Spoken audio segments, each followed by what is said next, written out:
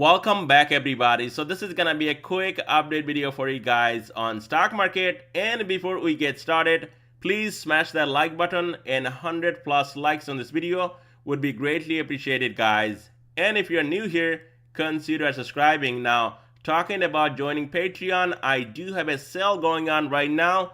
If you join right now annually, you get 2 months free, so that is 14 months, and you only pay for 12 months, and also in top of that you get another 10% off, so that is like 24 to 25 bucks a month, and right now it's 35. So it's a great deal. If you want to take a look right on my Patreon, you can save that money, and once you join, just send me a message and I'll add you to my Patreon group, especially in my Discord, and you get all my trade ideas and everything that I do here in this market. You get all the access. So check it out, guys. That link will be down below in the description.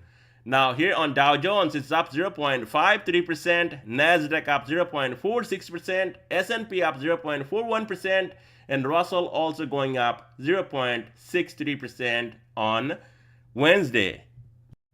And here's 11 sectors that makes up S&P 500. On top, we got communication services, consumer defensive, healthcare, consumer cyclical, real estate, technology, financial, utilities, and industrials. Bottom again, energy lagging behind, and basic materials. And here on stock market map, what we got? Tesla down 2.90%, Amazon up 1.95%, Meta up 1.34%, Google going up 1%, and Nvidia down 2.46%, AMD up 2.81%, Microsoft again going up 1.28%, and Apple also up slightly in the green, 0.35%. On SPY ETF, it's up 0.39%, and finally closing that gap over 455, and now holding 455 as a support. And this uptrend so far holding, no pullback, nothing. Now, if you actually bought the dip anywhere from 420 to 409, you should be locking in profit right here and going in cash right now as we speak, because upside maybe 2%.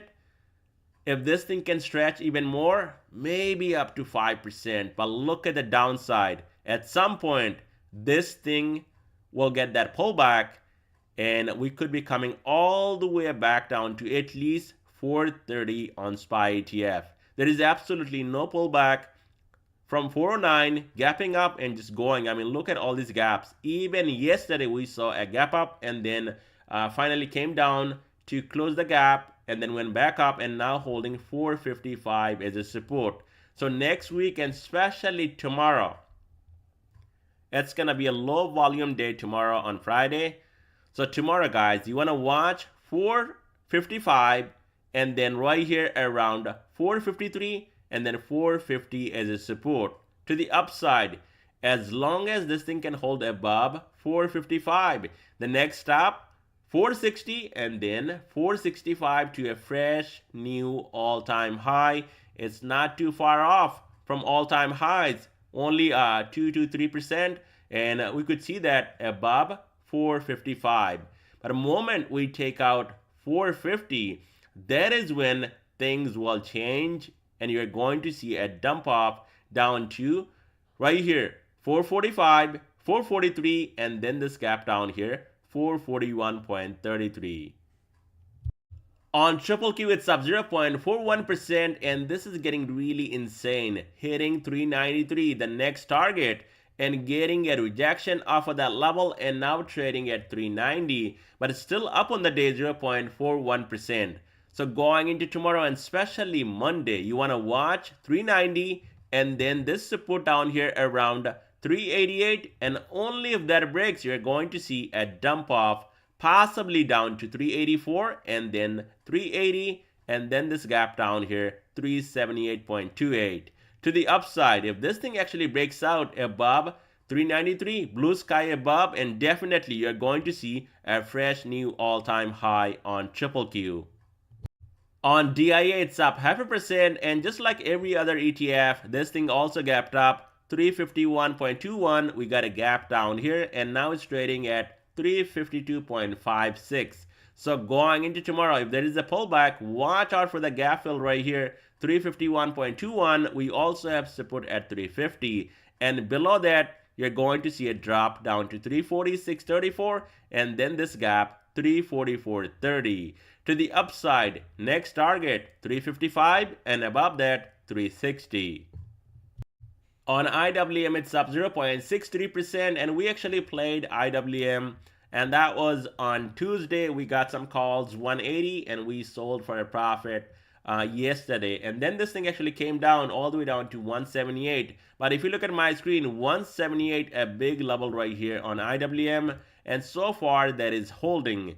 Now, if that gives up at some point, then watch out for the support down here around 175, and then 171.45, and then this gap down here just below 170. Now this uptrend also will be a support right here around 171, so watch out for that on a pullback. But as long as this thing can hold above 178, watch out for the next target and the resistance on top, 182 to 183. And if we can clear that, watch out for a move all the way up to 188. On dollar, we got a flat day to maybe a down day, only down 0.16%. But if you look at my screen from this bullish falling wedge, we got that breakout, and now it's holding 103.58. And as long as this thing can hold above 103.58, the next target and the next upside 104.48, and that could put a lot more pressure on S&P 500. And if this bullish falling wedge, I mean, yes, we got a breakout, but not in a big way. Look at this breakout, and then this thing actually sold off. If this thing can actually confirm this breakout, it can hold 103.58, then definitely you're going to see a lot more upside in this thing going up. That means one thing, you will see market and especially S&P 500 pulling back and finally closing all those gaps, or at least some of those gaps to the downside. On VIX is down 3.75%, and you can see I took off that bullish falling wedge on VIX. It's not playing out here at this point unless we get that breakout at least above 14 to 15 bucks, and it's not happening right now. And as a matter of fact, we could be retesting and possibly hitting a 52-week low.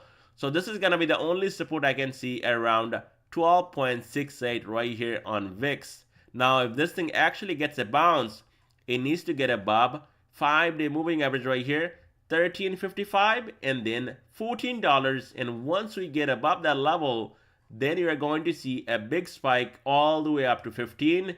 And at some point, you see a big move here on VIX above 15. That is when you're going to see S&P 500 coming down and filling some of those gaps to the downside.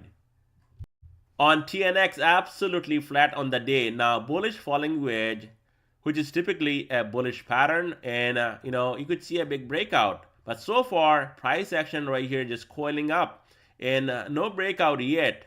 But if you look at my screen, this point right here, multiple rejection right here, even right here, and then we gapped up. And now after filling this gap at 43.71, it's holding right here at this support. So this is gonna be a big level to watch on TNX. As long as this thing can hold 43.71 and we get that breakout over 45, this bullish falling wedge can play out, and we could see a big move all the way up to 47, and that should bring the market down. So watch out here on TNX. Price action just coiling up, and we could see a big breakout on this one. And that's all I have for you guys in this video. Happy Thanksgiving, everyone.